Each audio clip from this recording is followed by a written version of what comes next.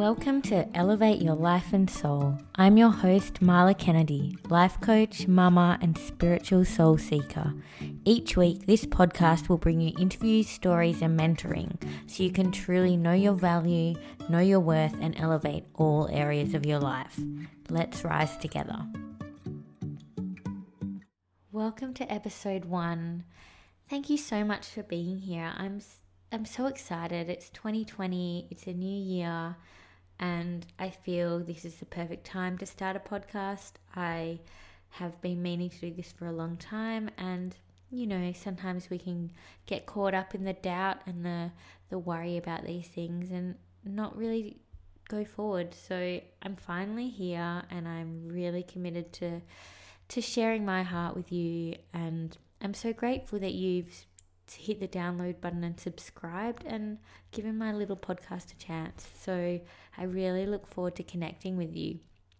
I thought in today's episode I would share a little bit of who I am and what's on my heart and why I'm here, and a little bit about this podcast and what it means to me.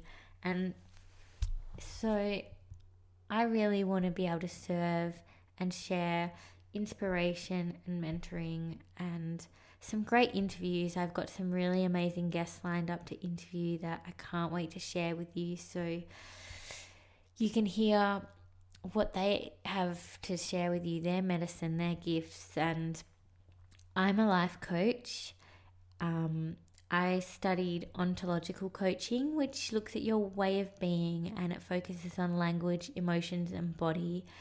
And I've also trained in EFT, and I can't wait to share more about little insights into ontology and spirituality as well, and all areas of personal growth that I learn about and feel really resonate. I first discovered coaching in about 2014, I think it was, and that's when I started my coaching study, and it was the most amazing experience. I really learned to establish boundaries for myself and start to believe in myself, and now I get to help other people do the same thing. I really love working with overwhelmed mamas who feel stuck and not sure what they want.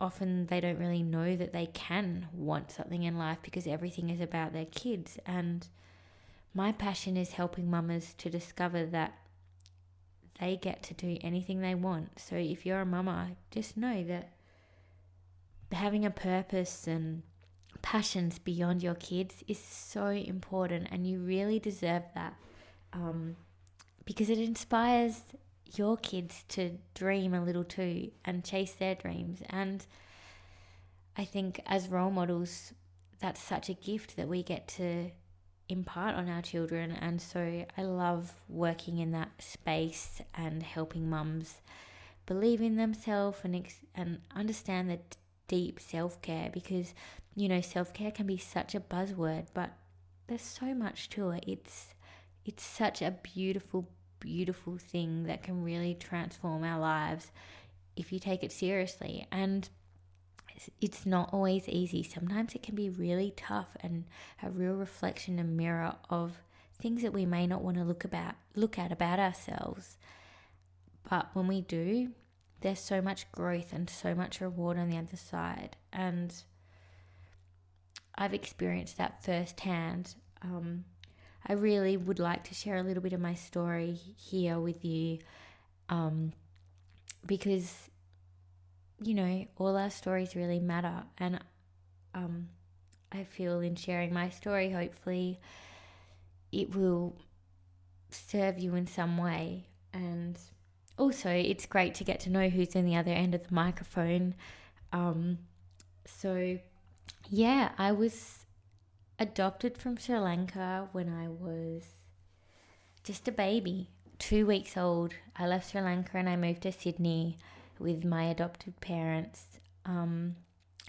So I grew up as a brown girl and now woman with a Caucasian family, and from a very early age, I I never really felt I belonged, and I experienced deep feelings of abandonment and fear of rejection, which I really let carry through my life. And I'm not sharing this from a victim standpoint or to compel you to feel like poor me. It's nothing like that at all. In fact, I feel like my experiences and how I perceived the world, I've really learnt from that, and I've really learnt to show up in a way where I'm not a victim, and I know that I am the creator of my life, and we all have experiences and traumas and pain points that we get to work through and we get to face off with and experience so that we can be stronger and more resilient and live a joyful, happy, free life.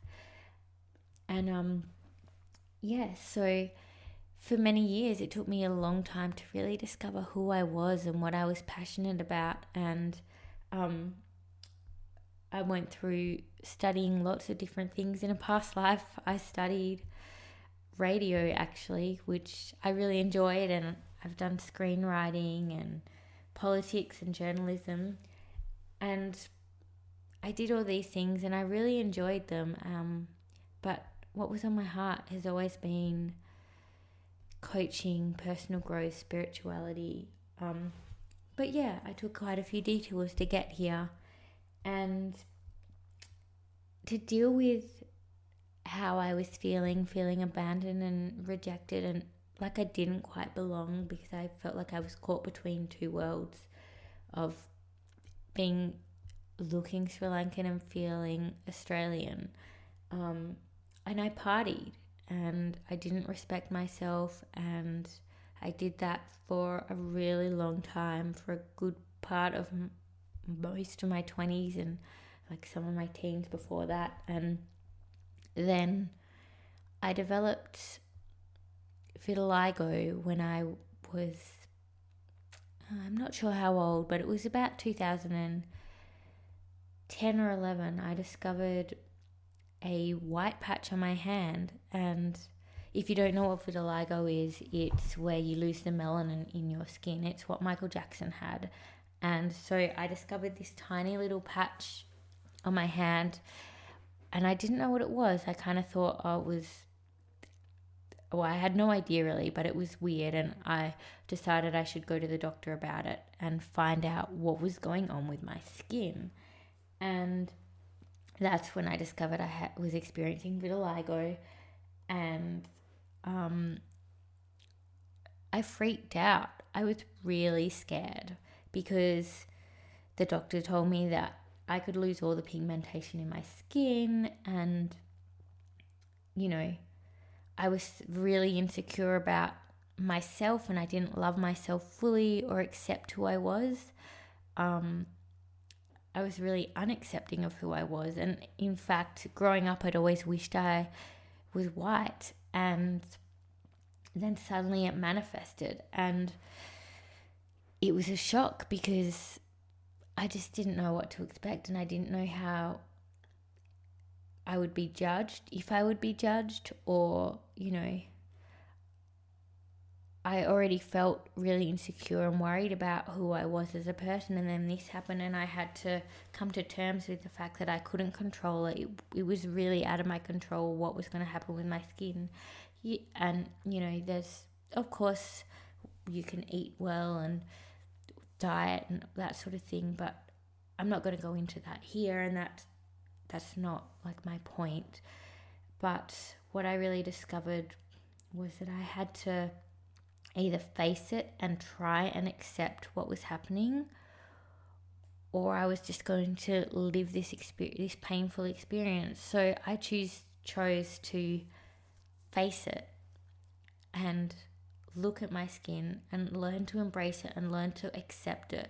I didn't love it straight away. I accepted it first, and the journey to self-acceptance was a slow one, and I still face off with it sometimes, and I still don't know how much my vitiligo will spread or what's going to happen, but I've learnt to love it, because through that experience I learnt to respect myself, and I learnt to treat myself with love, and I became sober. So I've been sober now for 2.5 years. And I wasn't a really big drinker when I first gave up alcohol. And I was sober for a year prior in 2013. But this time when I gave it up in 2017, I was not drinking very much. I found it was something I was really ready to let go and didn't really want in my life anymore. So I just released it, and I'll share more about my sobriety on another episode because it's a huge part of my life, and I'm a real commitment to it, and I'm really proud of it too because it's really opened up my heart and my soul and shown me how to love myself. And I believe that when you really want to let go of something, you can, and it's really exciting, and it's a choice. Everything is a choice, how we show up, and sometimes there can be challenges, but at the other side there's always some beautiful rewards and lessons. I feel like everything is a lesson, and in some ways I don't believe in failure. I believe when we get knocked down or we fall down, there's a success in its own right because we learned something and we grow, and that's such a beautiful thing.